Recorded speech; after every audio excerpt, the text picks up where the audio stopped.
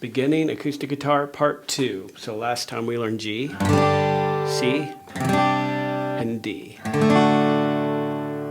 So this time we're going to learn a couple more chords. So the other one that you might want with G, C, and D is called an E minor.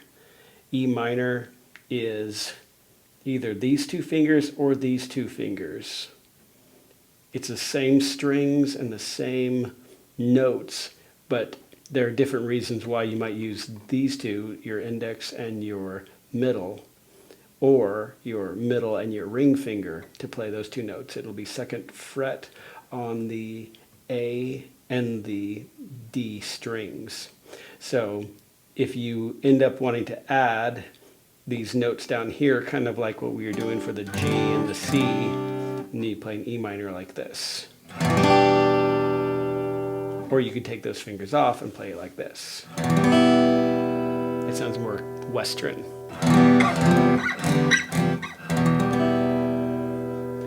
Or you can use these two fingers, because you may want to at a different time add this finger back here and play an E major. It's not as common as the other chords, but it's probably a good one to learn too. So, not to confuse you, we'll mainly stay with the minor for right now. So, I like to use these two fingers most of the time, my first and my second, my index and my middle finger. And I will usually play these two strings down here as well. So now we got G, C,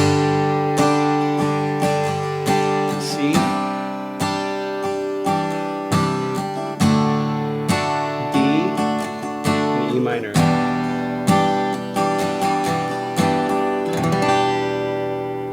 Sweet. Okay, let's learn another one.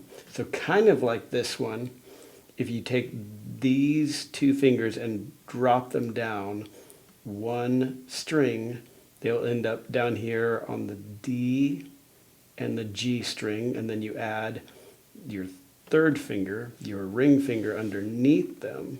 You get them all huddled up together on one fret. They're kind of, it's cramped, but if you put them all together, it's an A chord.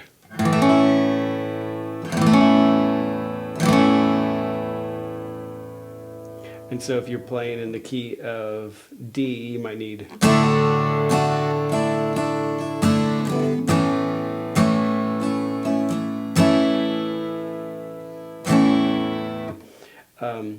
another important chord is the A minor chord. So you do have to do a little switch where you're basically going to hop these two up into those top positions right there. So this is second finger on the E, A, D second fret. And then this one's going to go right underneath it, and you're going to add this guy, not on this string, not on this string, but then the string underneath that one, which is the B string. And so it should sound like this. Isn't that a cool sound? So that I'll play all the chords real quick. Got G, C, D,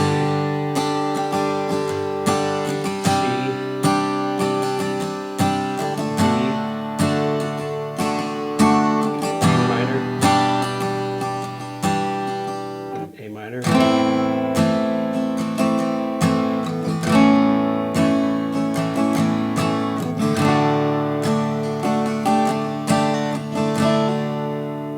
So now you know a number of chords. A neat thing you can do with chords is a lot of times you can add or take away a finger and get kind of a cool sound to that chord, kind of an alternate sound. That's called a suspended chord. So we'll do one for each one. Let's see. G, I usually don't do a lot of suspend on G. C. Find mainly D. D is a chord that you can add your pinky underneath here. See that moving?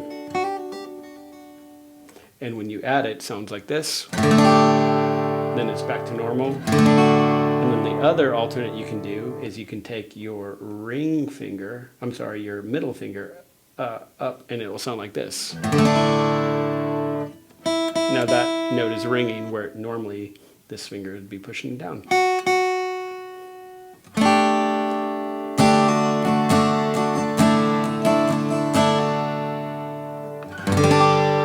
There you go. You know a lot of chords. Let's talk for just a moment about strumming. So strumming, we're kind of like a drummer in a way, where we're going to be playing a particular rhythm, sort of like what you'd hear on a drum set, like a kick and a snare. Kick, snare, kick, kick, kick, snare. And we'll play that.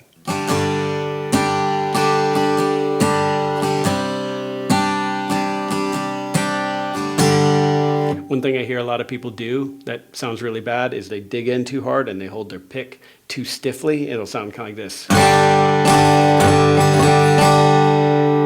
What I'm doing is kind of like you sweep the floor. You don't just take the broom and poke the floor with it. You kind of get it at an angle. You take the broom and you sort of sweep like that. We're going to kind of do that with the pick. We're going to kind of hold it sideways. We're going to kind of just go like this. I'm going to sweep. So if you watched really closely in slow motion, it's kind of going.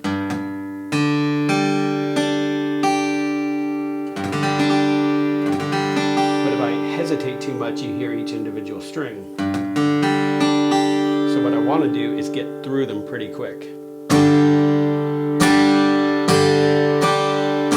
And I am kind of turning my wrist a little bit, so I'm not just taking my arm. I'm kind of moving and sort of kind of doing this number with my wrist. So it's kind of like my arm starts to go down, and then about the time that the pick gets to the first string, then I kind of, so it's kind of, you kind of have to keep your arm pretty loose. It's almost like a tambourine in that you kind of just want to keep it moving. Perpetual motion. A lot of people I see will sound very halting because they'll try to do a particular rhythm, but they'll do it just in jerky movements. Kind of like, we don't want to sound like that. We want to sound more like a percussionist going.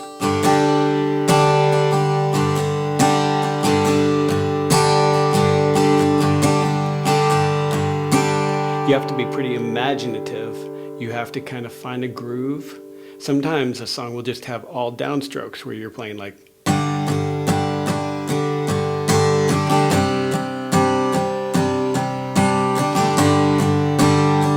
most of the time they'll have these little accent beats coming up and down.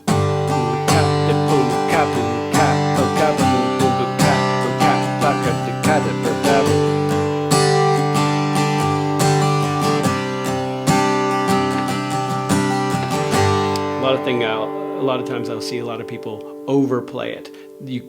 These strings can break. They're high tension, and you don't want to just strum so hard that they break. And plus they kind of distort and sort of sound buzzy. So it can be kind of a quieter instrument, especially when you're playing with a big band.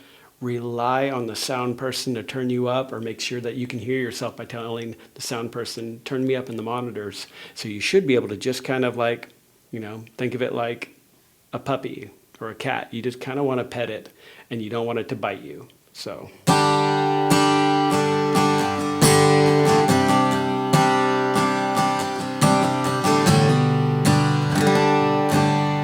Sometimes you'll notice I'm doing little things where I'm hammering on, which means taking a finger, leaving it off, and then at the last second, smacking it down there. Feel free to try that. It's not immediately necessary, but I want you guys to know everything that I'm doing and everything that most guitar players are doing, so that even if you don't get it immediately, at least you can begin to try. So.